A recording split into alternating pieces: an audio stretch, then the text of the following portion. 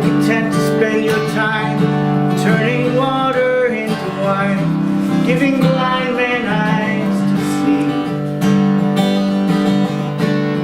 With a waving of your hand, calm the waters on command, as you turn your eyes to me.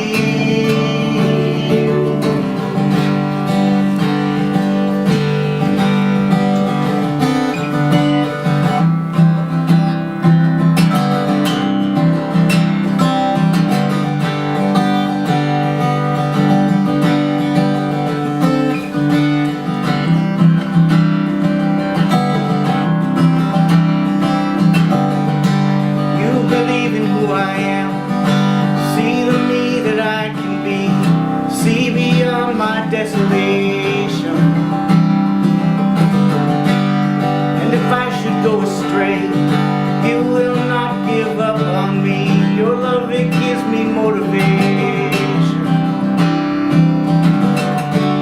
You're content to spend your time turning water into wine, giving blind men eyes to see. With the waving of your hand, calm the waters on command, so turn your eyes to me.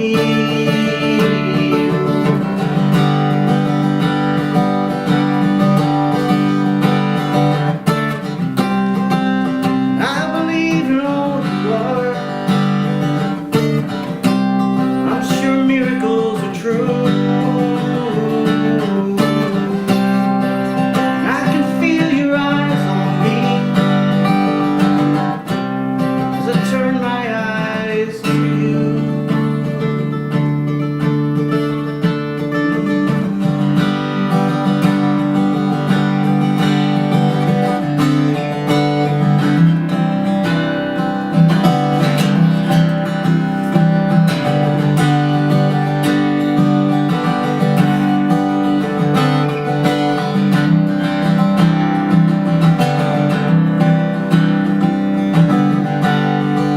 You make it look so easy, the things you do for me.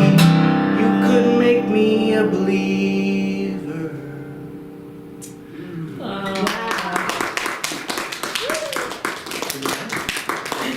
Yay, that's Andrew Dunn traveling all the way from Bath, Pennsylvania. I think he came the furthest. He wins the prize. It sounds so exotic. So welcome everybody to the Center for Spiritual Living, Morristown, especially those of you who are joining us online today. And I'm glad you are, because even though the roads are okay, we had a bit of a storm. Where I live in New Brunswick, there was hardly anything, maybe an inch. But I know up here in Brookside, New Jersey, there was quite a bit more, and some of you had to shovel and clean your cars. But we're here. A handful of people, a big crowd, and made some changes along the way. There's no workshop today with Bill Stone. He will give his workshop next week. When Laurie is going to be speaking, I'll be speaking my last time in Princeton, CSL Princeton, and he's going to do the workshop then after celebration. So let's start with our Namaste practice, which we do no matter who is here. Let's put our hands together and greet one another and say Namaste.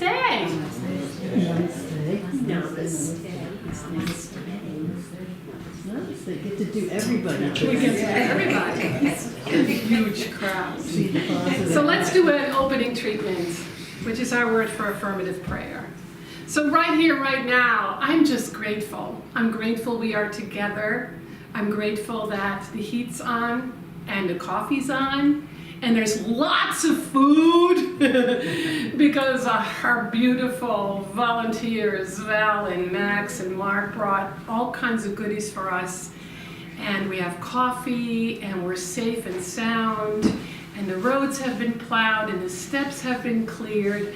And so how could we not be grateful? And those of us, those of you that are home, sitting in front of a screen, whether it's today or any time in the future, remember to always be grateful for the little things, the things that are good, that are blessings, because the more we do that, the more we feel relaxed and centered and blessed, and open and receptive.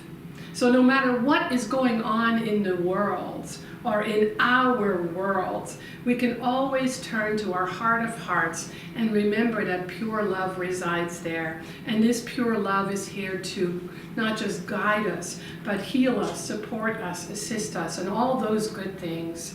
So we allow this moment, this day, this Sunday celebration to be a blessing. Not just to those of us who are here, but to anyone who ever gets to hear our message and truly gets that we are in service to love, that we are in service to celebrate community and a beautiful teaching called the Science of Mind.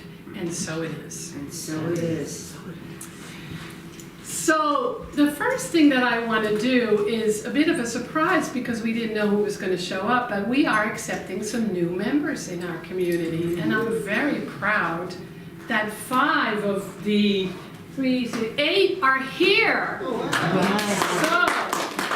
I would like to have come forward those 5 people, which is Val, Mark, and Max. Come on over.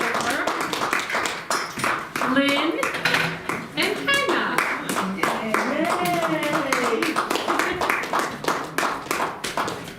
And so let me see how we can do that so people at home can see as well.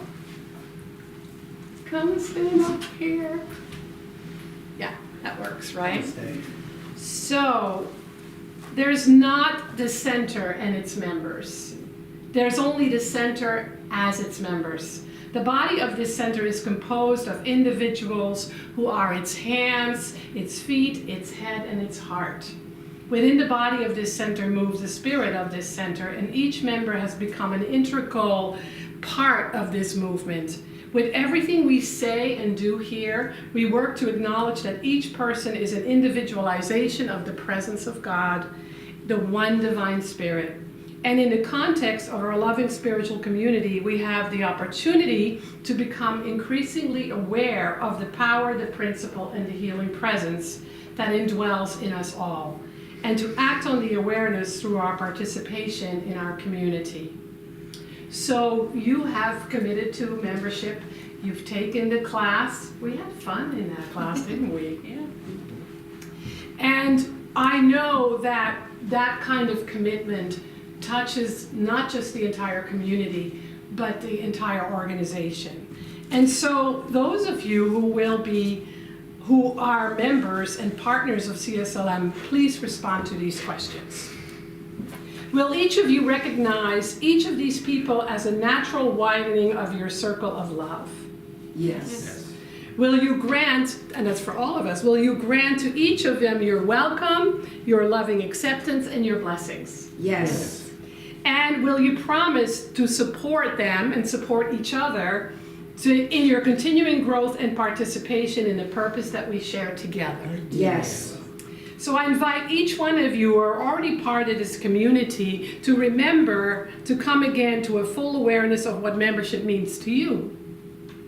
To rededicate yourselves, both publicly and within, as these new members, now partners in building this community, publicly acknowledge their dedication.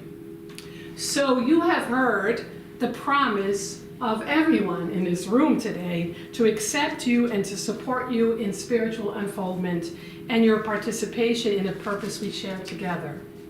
Our vision at Center for Spiritual Living, Morristown, is transforming lives through the Science of Mind philosophy, faith, and way of life.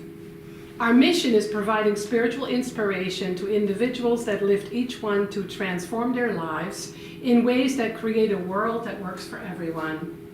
And our values are vibrant community, deep spiritual practice, integrity, gratitude, unity, timeless wisdom, uncompromising compassion, conscious awareness, and spiritual transformation.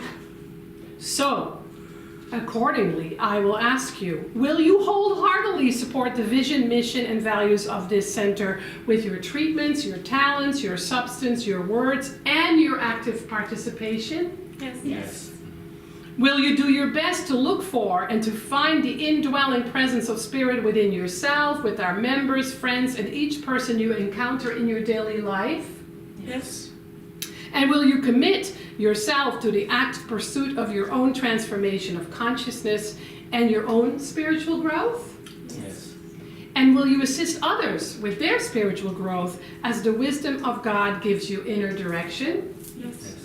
Then, as spiritual director of this community and on behalf of our leadership council, our practitioners, and all other members in the spiritual community, I lovingly receive each and every one of you into full membership and partnership in God's Center, expressing a Center for Spiritual Living, Morristown. Welcome home. So I stopped to get some flowers yesterday, and I came home and I went, they're so puny. But I got them because they just spoke to me. They reminded me of my mom. And when I looked up the meaning of the word freesia, and they're very fragrant, it says that they stand for friendship, trust, thoughtfulness, and innocence. So congratulations. Congratulations, Mark. Congratulations, Max. Congratulations, Valerie. No. And Lily. Let's give them another big hand. Yes, thank you, Lori. Take a picture. Yeah, can you all be visible? Yes. See you. Squash together. Great. Smile. Welcome. Yay! You may have a seat. Oh, you can put it back in. Yeah. Precious. Oh, goodness. So that takes me now into my talk. So, I am not a big sports person, and I'm especially not a football person. Maybe a tiny bit soccer because I grew up in the Netherlands, but I am ready for the, what do you call that thing in the middle? The halftime show. The halftime show. The important part. With Kendrick Lamar, yes. I'm always excited about that, so I get a holler from Norman, come on down, it starts. But because I'm not here next Sunday and Lori is, and Valentine's Day is on Friday, I wanted to just talk about this idea of the Super Bowl of love. And isn't it beautiful that in our teaching we talk about how love is the central flame. As Starhawk says, love is the glue that holds the universe together. In our teaching we even say love is all there is. And so I can't talk about it enough. But I also know that love creates a lot of confusion. There must have been a time in your life, as there has been in mine, where I was so confused by this thing called love.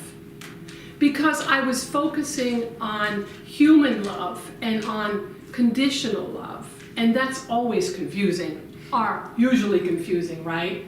And yet, love is our greatest longing. The crazy things that we do for love, because we long for it so deeply, is so interesting to explore, right? And so here we are with a beautiful quote by Ernest Holmes talking about love. He says from The Spiritual Universe and You, which is a fairly unique book, he says, love is more than a sentiment.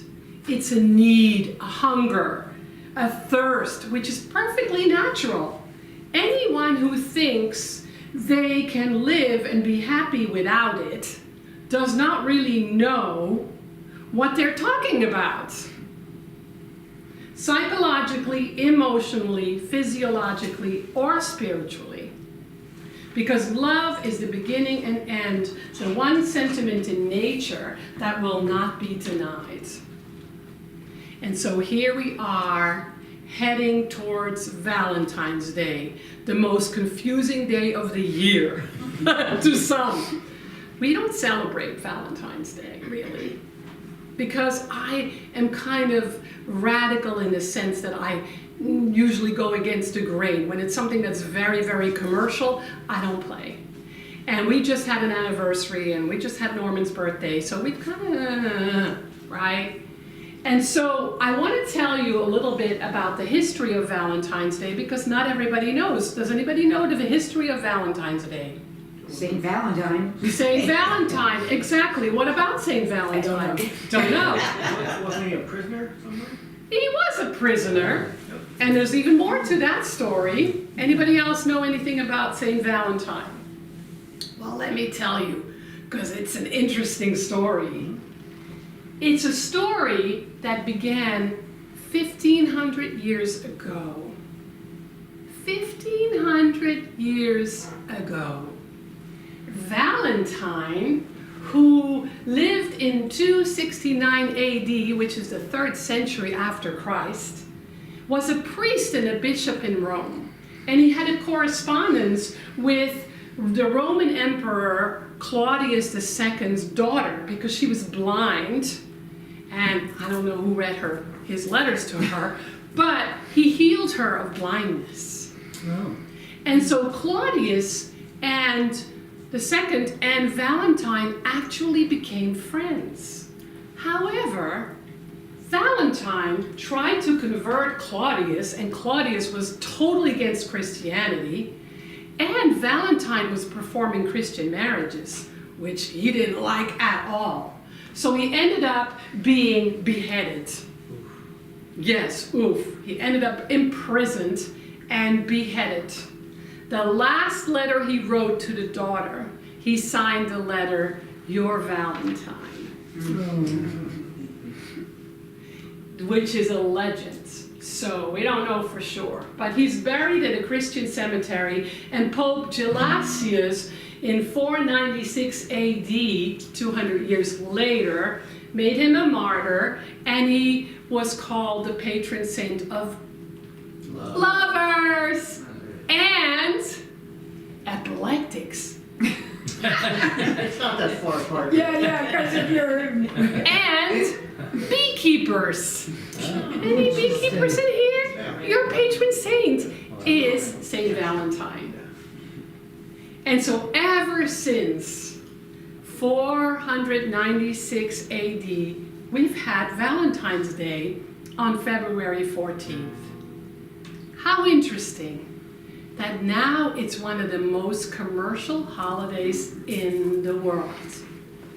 It's become all about consumerism once again.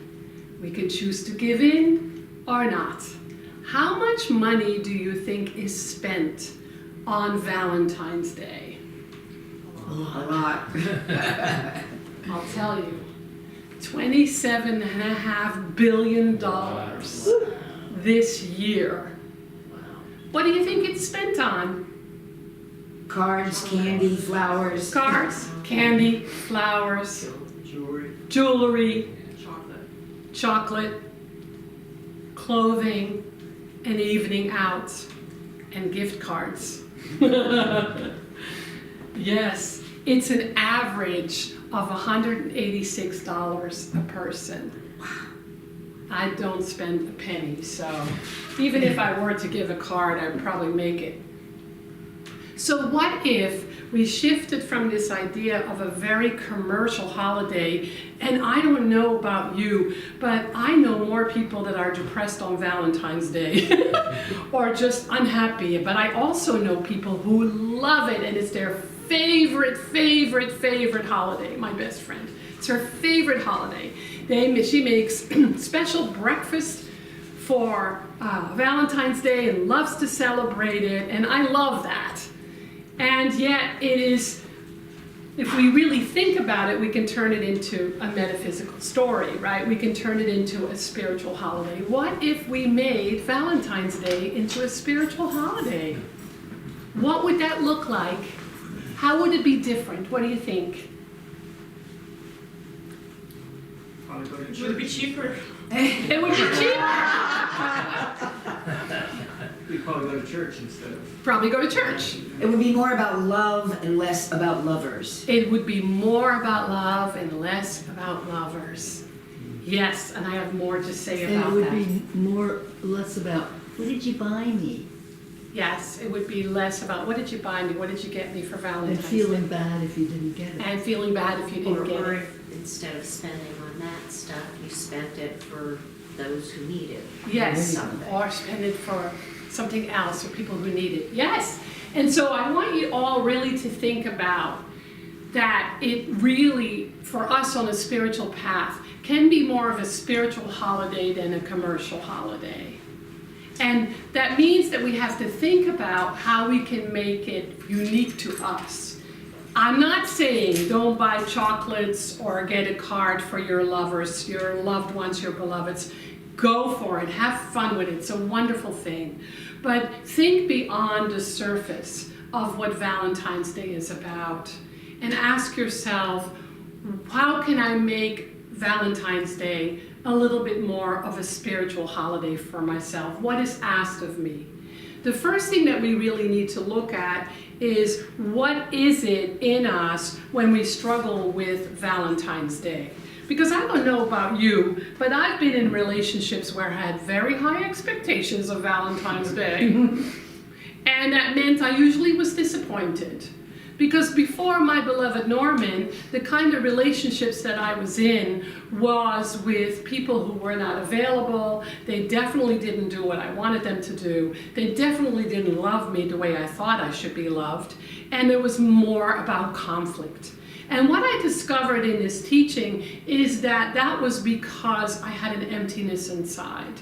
I had a hunger inside that I thought the outer experience would fix and fill. I had a thirst for romance and for love that I figured could only be met in an intimate relationship. And then there were a whole other slew of things. And so we want to really think about if we have a hunger for love, if we have a thirst for love, if we have a need for love, let's look a little bit deeper. Because where do we usually go if we have a need to be more loved? What do people usually do? Get together with loved ones. They get together with loved ones, or they look for new friends, or they look for relationships, or they try to change the person they're with, or they go on Tinder, or what else? How do they fill that need that doesn't seem to be filled in our day-to-day living? With other stuff. With other stuff. Addictions, with food, with shopping. With food, shopping. Yes, especially today with our screens, where we spend so much time online on the internet trying to fill needs that can never be filled that way, right? And so we want to take a look and say, what is it that I do to fill that need? Sometimes it means we want people to accept us. We want people to acknowledge us. We want people to take care of us. We want people to change. We want the world to change. All of that we are experiencing in our human nature that triggers that hunger, that longing, that deep need for love is usually not what fills it. And so we want to pay real good attention to that, because the reason that we're feeling those things is because a bigger love is calling us. A deeper love that is already within us is calling us. And it's calling us to have a different connection, maybe a more radical connection, right? What's the theme for the month? A radical interconnection. To begin to realize that the world is just a reflection. It's just showing us where we haven't yet found that love that is already within us. The kind of love that is pure spirit or spiritual. The kind of love that's unconditional. The kind of love that is infinite. The kind of love that is ever available. Instead, we go out here for crumbs. And we forget to go in here where there is the fullness of love already in our hearts, minds, bodies, souls, but we just don't believe it. And when we don't believe it, where are we going to look? outside. Outside. And it's never going to be enough. It will never feel right. It will never fill that desire and that hunger may feel it for a while, it may feel good for a while, and all that's okay. There's nothing wrong with human love, with conditional love. There's nothing wrong with wanting that. But when we're on a spiritual path, we are being asked to look a little bit deeper and to go a little bit broader and have a deeper understanding of the truth, capital T, about love, capital L. So the invitation for us is to lean into the love with the capital L, the love that is already within us, the love that created us out of itself, the love that is already 100% available and 100% full and rich and broad and deep. In essence, you're being asked to become God's lover, to become the divine lover's lover, to partner up with something deeper within us than looking for the partnership out here, whatever that may be. And so when we find ourselves suffering around love, it's just divine love in us saying, psst, hello, come here this way. I'm already here. I'm already fully formed. I'm already available. I'm already giving. So what then gets in the way?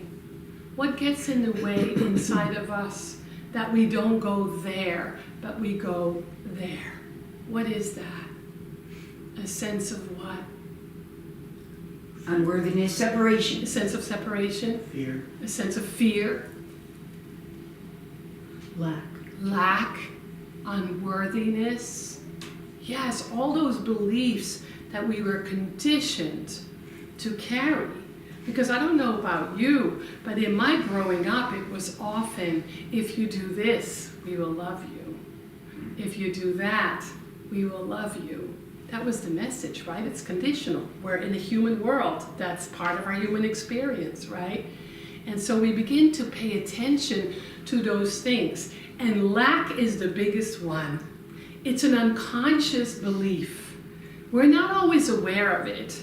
If I'm angry at someone for not being a good friend or being a good partner or a good parent or whatever, I'm not always aware that I am actually coming from a consciousness of lack.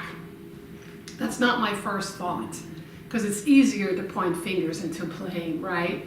But if I take a moment and I turn within and I close my eyes and I go, oh wait, I went to the source of love that's lacking, limited, conditional. Let me go to the source of love that is fully present, fully abundant, already inside of me and available. And so we keep reflecting on that. We keep working with that. We keep leaning in and realizing that heartache is a real thing. I mean, do you know anybody that's never had heartache? Do you think you ever will? No, because heartache means our hearts are open so that what we can receive is a bigger, deeper, richer, truer love. Capital L. That's within us. And so those of us that have spent time looking in all the wrong places for love, we get to awaken. I'm telling you, before Norman, I looked for love in all the wrong places, at least 10 times. You know, picking somebody that just didn't want me, wasn't available, didn't have what they had to offer. And so some of you have heard this story. I'll tell it again because it's a magical story for me. 19 years ago, a little bit over 19 years ago, I was doing some inner work around relationships because I had been single for 10 years, happily, and I realized that there was something that I could only learn in intimate relationship. And so I decided that I was ready. So I did the whole online dating thing. I think it was Yahoo. And before I created or changed my profile, because my profile was on looking for, and it was kind of a pathetic list of somebody that didn't exist. I sat down and I went, what is it in me that has not welcomed love, has not allowed the kind of love that I long for? And I realized it was two things. One was the kind of person that I would want definitely does not want me, because I'm too flawed. And the other thing was, who the heck wants to date a minister? I can't go out Saturday nights. And I realized I had to change that belief, and I changed my profile from looking for to come and find me. Because I changed my consciousness from lack, looking for, to fullness, and realizing that I'm a great catch, and I'm findable. And within minutes, Norman's profile showed up. Oh my gosh. He had changed the mileage at the same time, because he was in New Brunswick, I was in Morristown. Has it been an easy path? No, because we're two very different people. And it took me 2 years to stop criticizing him for everything that was wrong with him. But the moment we met, I saw his heart, and I was constantly reminded to look at his heart, to see his heart, and to not look at what was wrong with him and his flaws, and to start looking at his blessings and gifts. And I still see more and more and more of them just about every day, 19 years later.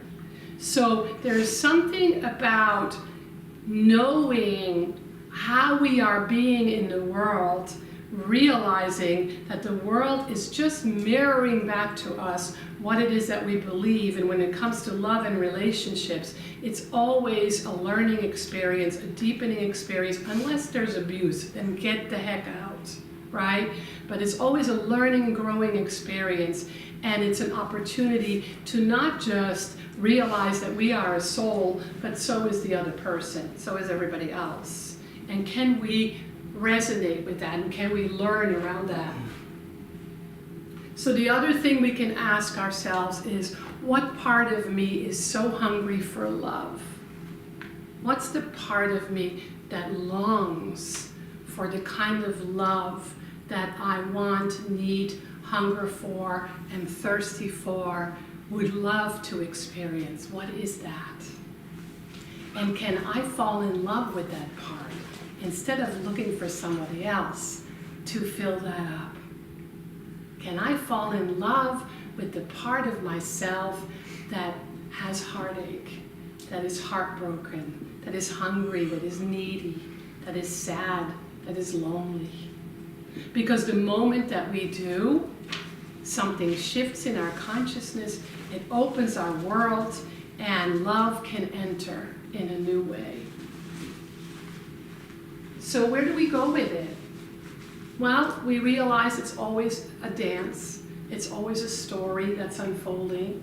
There's always more to see, more to know, more to understand, and that there's a privilege to love another human being. It doesn't have to be a partner.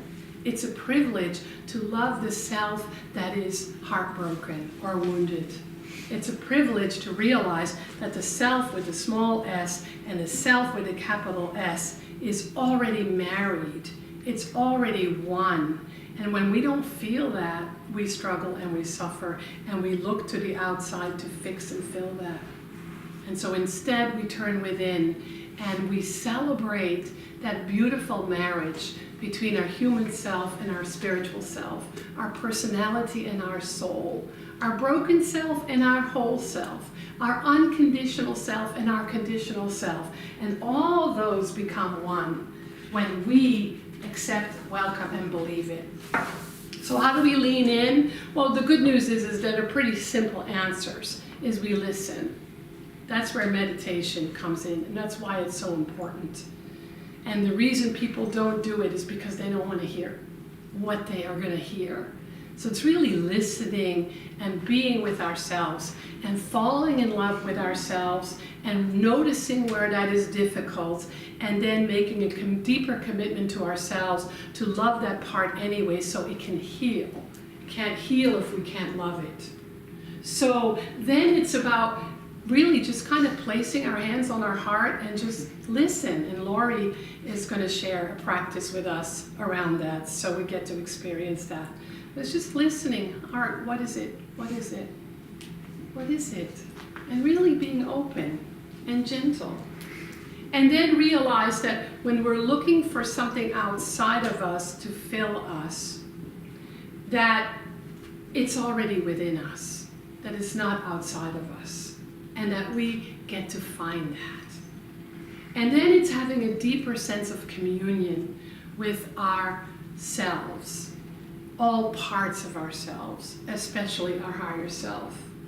It's realizing that, again, life is a reflection, and using that, just kind of going, what is it that I believe about love and relationships? I was incredibly cynical about relationships for many, many, many years. I did not believe in love. I didn't believe it was possible. If I saw people who were in love, I already decided it was fake. And so I had to come to believe in love and come to love myself, which was not easy. And so when we practice that idea that there's only one relationship between self, and all of it becomes a mirror, it just becomes information of what wants to be healed. And then receive what is already given. That infinite love within all of us is given, period. We don't have to earn it, it's given. And to receive that. So, when you hear or see the phrase, "Will you be my Valentine?" Will you hear it from Spirit within you? That when you see it on Facebook, on a card, or when you hear somebody say it, or you see it on a heart candy, can you say, oh wait, that's Spirit within me asking me, will you, little one, little person, little human, will you be my Valentine? And you're going to say, Yes. yes, I'll be your Valentine. Take me, show me, reveal to me, remind me. And I am willing to lean into and to remember that love is all there is. So let's have some music, because I understand that Andrew has a surprise for us with the perfect song. Well, yeah, it's pretty perfect. She said that her talk was about loving from the inside out, and I actually have a song called "From the Inside Out." When I got divorced, I took a very hard look at myself, which is not pleasant to do. To really look at your flaws and your shortcomings, and to try and love that person anyway and be okay with that. So to me, they say a glow stick won't work until you break it. Oh. Right? It won't put out light until it's broken. So for me, it's the brokenness that makes us who we are. I mean, there's a whole art form, I don't know where and I don't know what it's called, but when they break a cup and they fill it with gold, there you go. Right, it's that kind of process. It's that I want to see those things in my partner, you know. So I wrote this.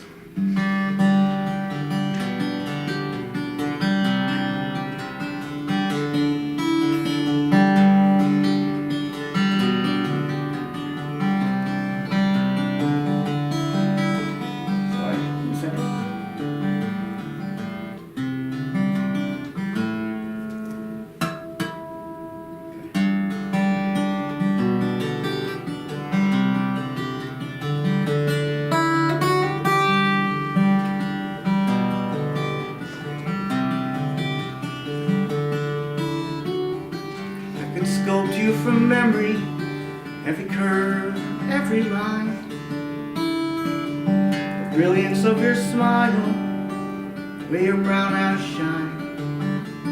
I want more than I can see. Do you dare to share yourself with me? Show me your badges, show me your scars, show me every little crack in your heart. What makes you proudest? What makes you shout? Oh, I want to know you from the inside out.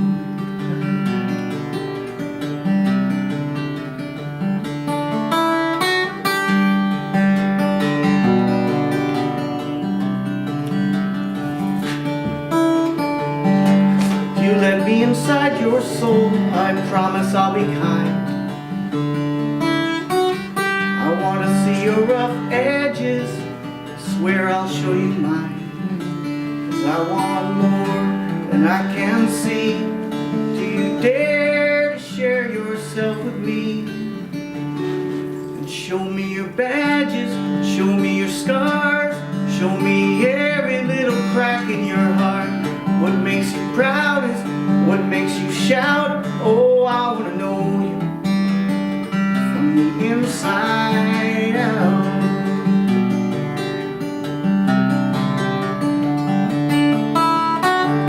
We both been burned, we both got reasons to be shy.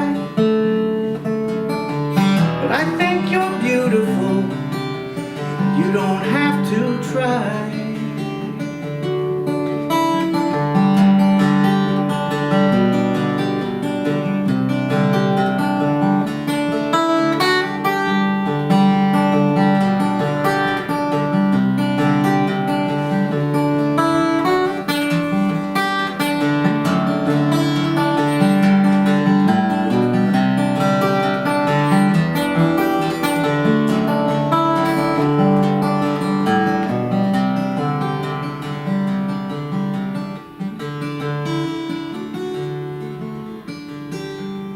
Don't want to change you, don't expect you to change me.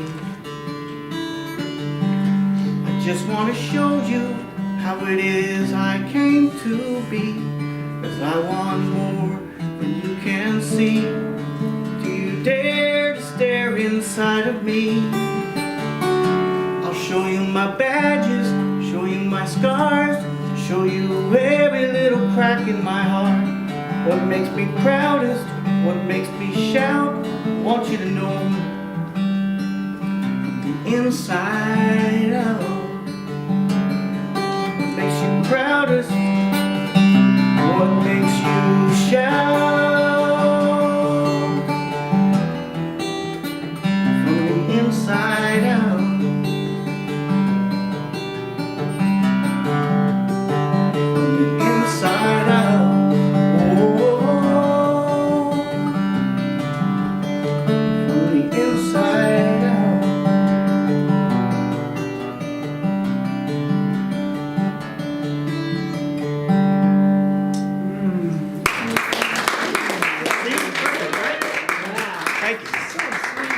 So beautiful and so perfect. Hi, everybody. So Reverend Frankie was talking about Valentine's Day, right? And yesterday, I went to a Valentine's Day card making workshop at Community in Connection in Bernardsville, which is a peer recovery support center. And one of our dear members, Jean Lee, suggested that people make a card for their higher power. And I took that and said, I think you should make a card for yourself, because who needs more love than your own self? And so what Reverend Frankie was talking about remembering that love, that divine love is always within you, and making that be what Valentine's Day is about. So I'm going to lead a little meditative practice about that, but first, I am absolutely honored and thrilled to be sharing a poem with you. It's not mine, but it is by my beloved friend, Chara Rodriguez. I don't even know how to say her last name for sure, because she is Chara to me. And she is a beautiful poet, a yoga instructor. She teaches Soul Path Yoga, and hopefully she will be coming this spring to lead a little workshop or maybe a mini retreat here at the center. So stay tuned for that. But her poem is called Beloved, and I am very happy to be sharing it. When you hear the word beloved, who comes to your mind and heart?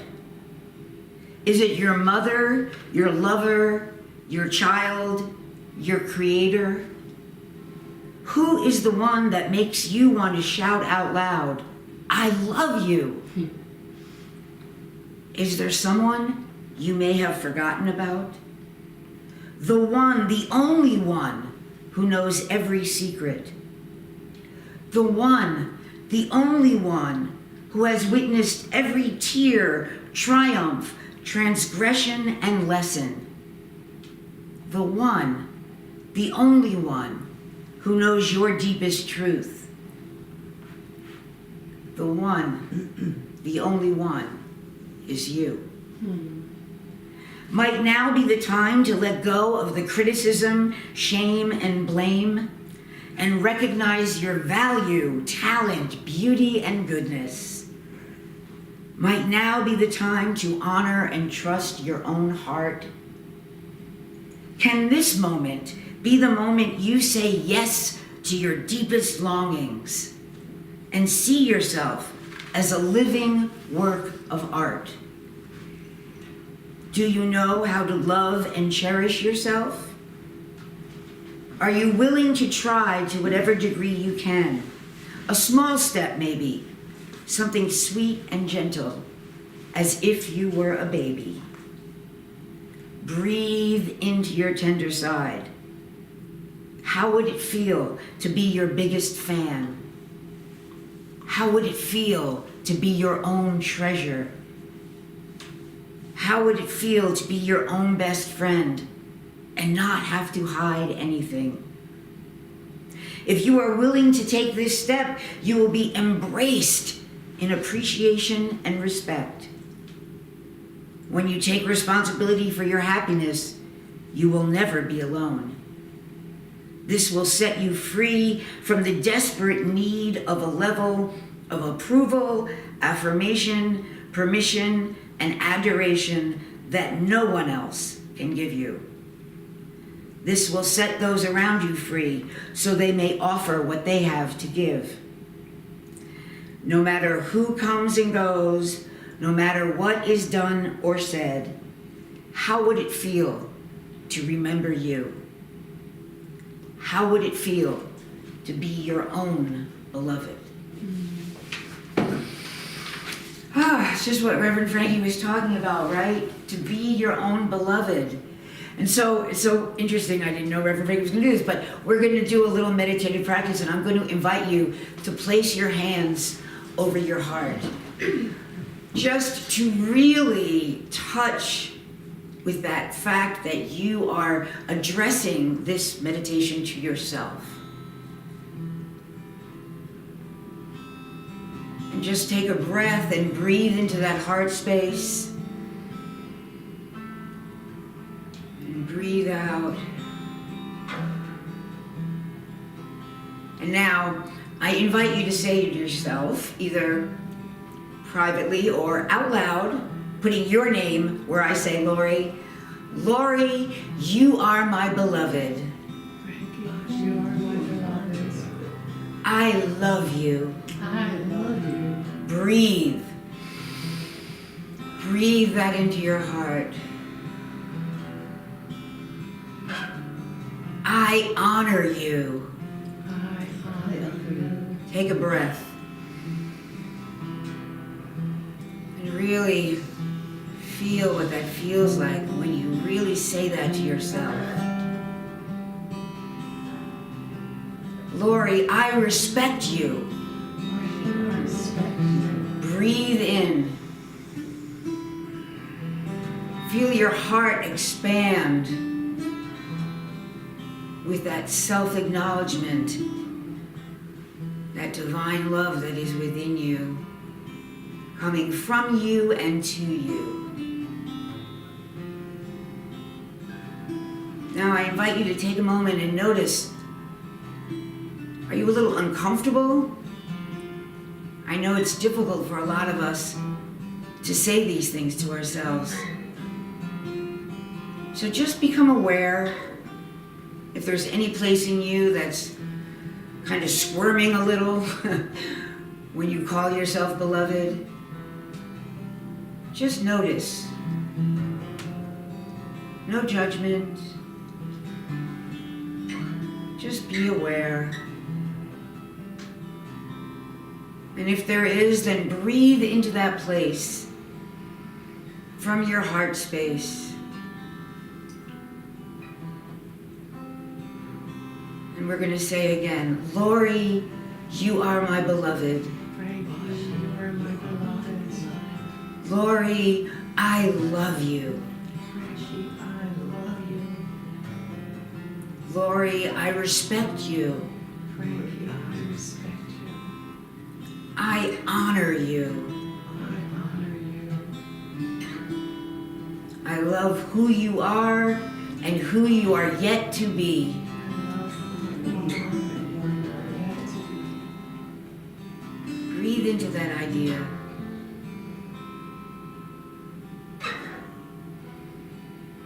And I promise to always give you room to grow. I promise to always give you room to grow. Take a few breaths here. Breathing into your heart space.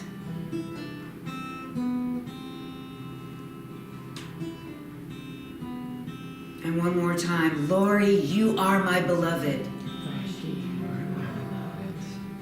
I love you. I love you. Will you be my Valentine? Will you be my Valentine? Today and always. Today and always. Breathing into that heart space. And now I invite you to take your hands and to just open them as you receive the Valentine from yourself to yourself. And then as you gently open your eyes, bring those hands around to give yourself a little hug. And bring that love that is within you back to you, knowing it is always there for you to access. And it grows by your appreciation and recognition of it.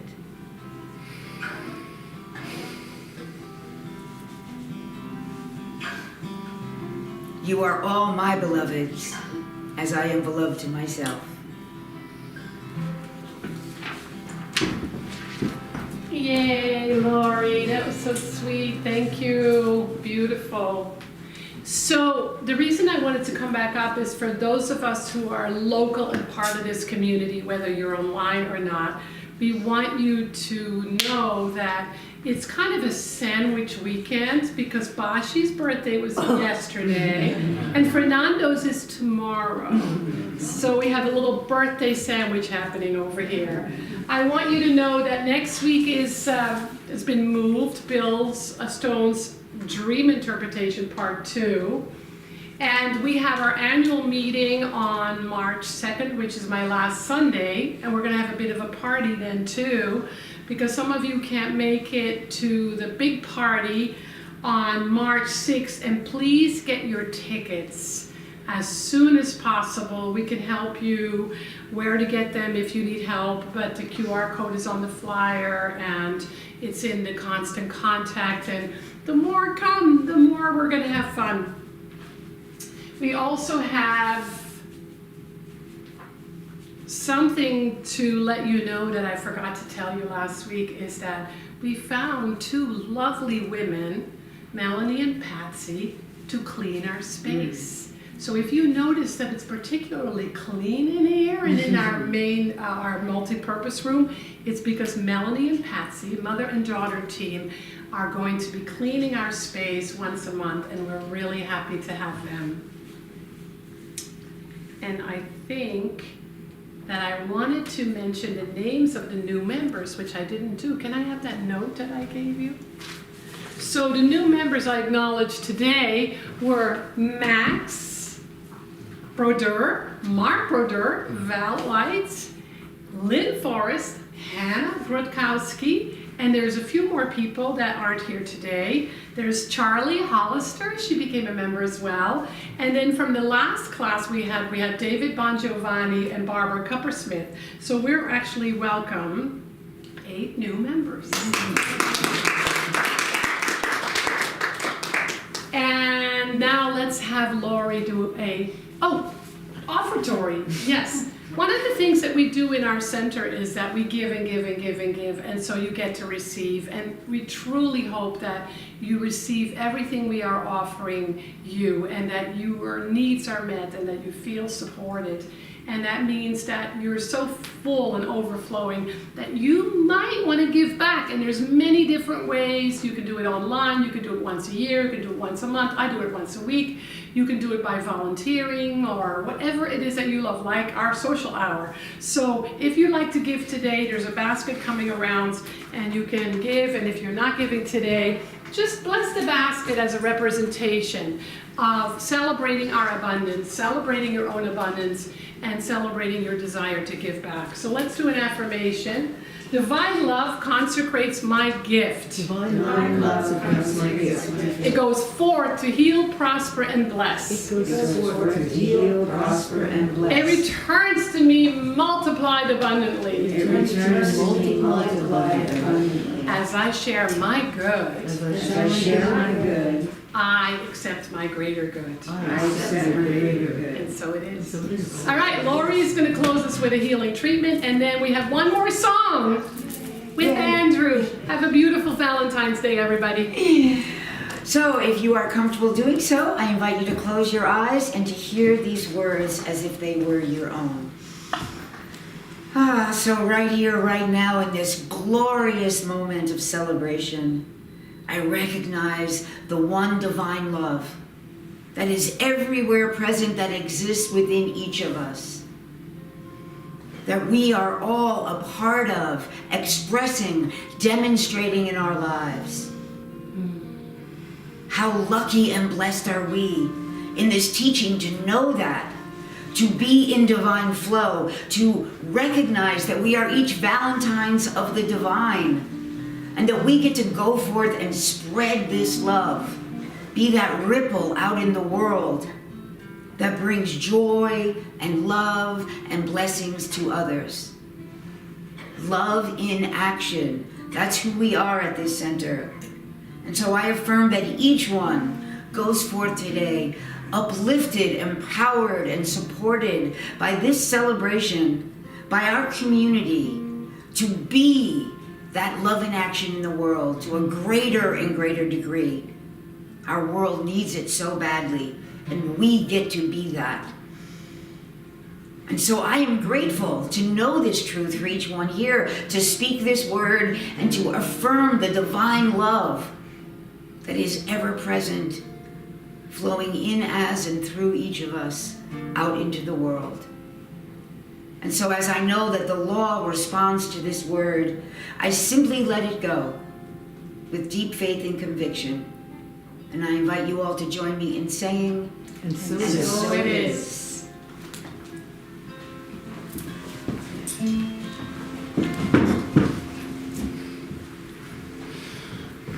So I found the older I get, the harder things about love are watching someone you love go through something difficult. And you just want to do something. My wife and I can say that now, my wife and I.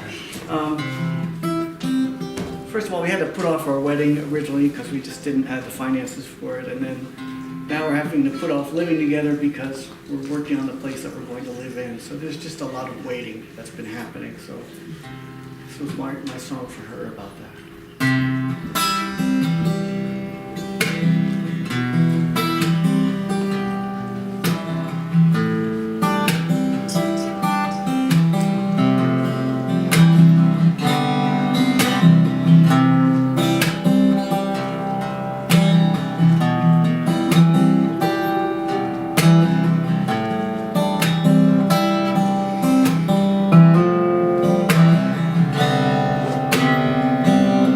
While they